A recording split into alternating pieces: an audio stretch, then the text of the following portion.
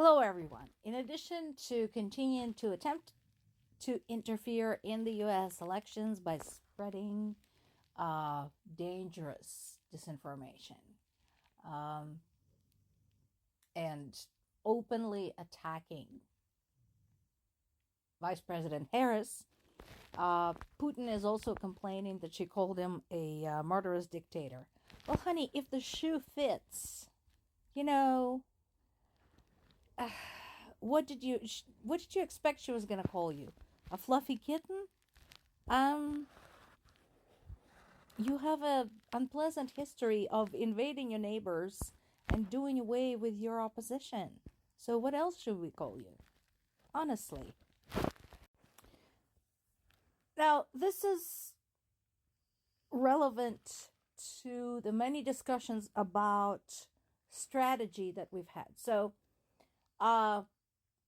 multiple sources have been talking about how, Ukrainians very unexpectedly sprung into Russia's Kursk region and stayed there. And according to Zelensky, they are keeping their positions there. So what is the problem? This is the problem. So one of the issues, and again, I mentioned this before, with Zelensky and his peace plan and, other aspects, how he has been, carrying out this war, is the absence of the big picture.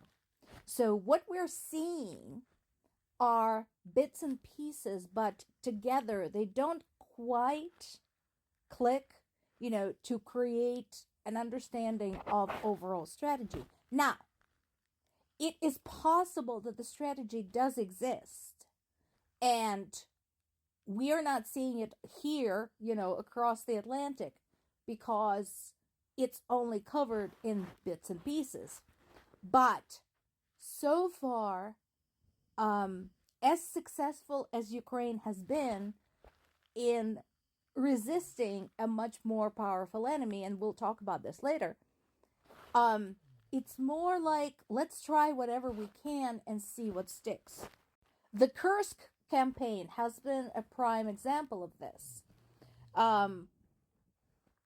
Basically, the idea, as we said before, was first of all to create an element of surprise and shock by entering Russia's territory for the first time since World War II. I mean, that will give anybody a jolt. But after the first shock, other questions appeared in terms of, okay, what is your long-term goal? The idea was to pull Russian troops away from the Eastern Front. So from Donetsk, from Luhansk, that area where, situation continues to be really, really great. And that didn't quite work. So at this point, Ukraine continues having a foothold in the Kursk region. They continue controlling specifically the town of Suja, which is strategically important. People have evacuated from there. However, once sort of, the idea had settled in with Russian people, they don't seem to care. The only ones who care are the ones who live there. So they got out, whoever could get out, found other places to live.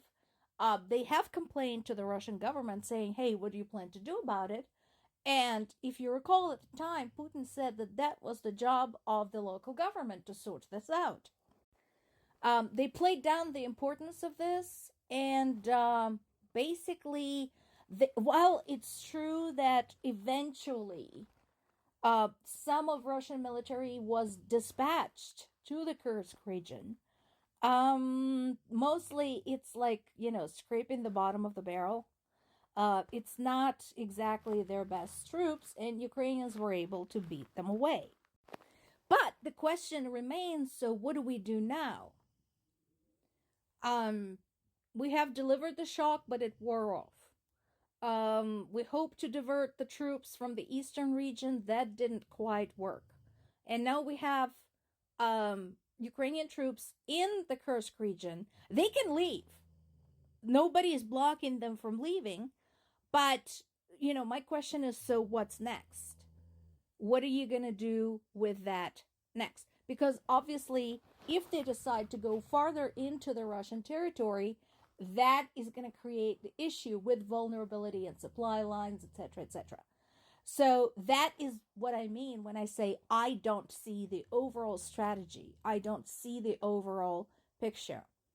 The same thing happens with other things.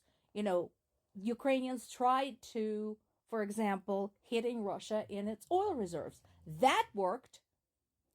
Hitting oil depots, hitting fuel storages, fuel transportation routes, etc. That worked. They said, okay, let's keep doing that. Tried frequency jamming for their drones and their airplanes.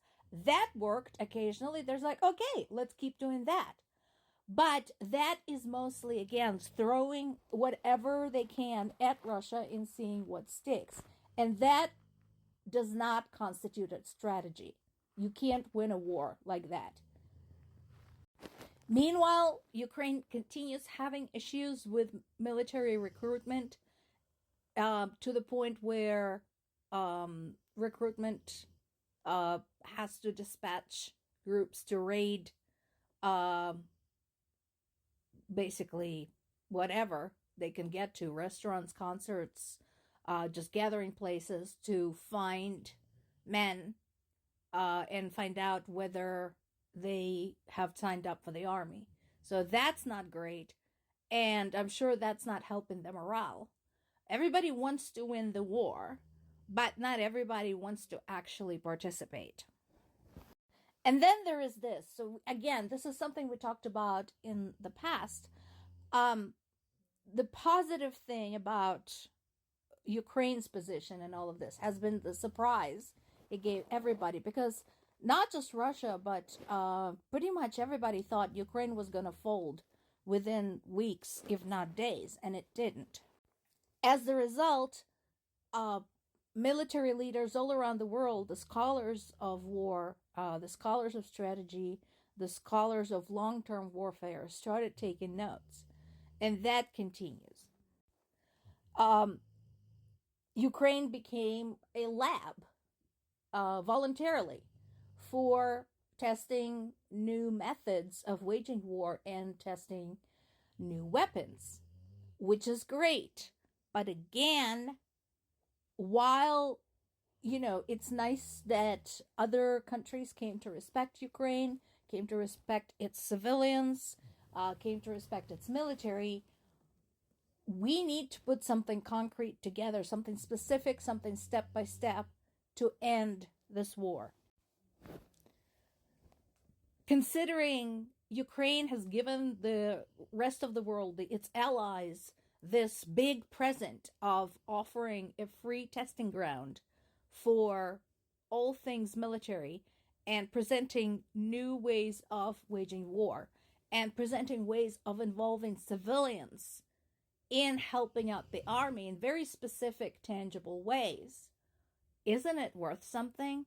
And I know some people are going to say, well, other countries are sending aid, other countries are sending weapons, all true, but that comes on top of the fact that Ukraine continues to be the buffer between those countries, specifically the NATO territory, the EU, etc., those countries and Russia. And it has been a buffer for over 10 years, during which nobody was helping. So that is something I hope world leaders and world military organizations are talking about, because the longer this continues, the higher the risk, and the ramifications are dire.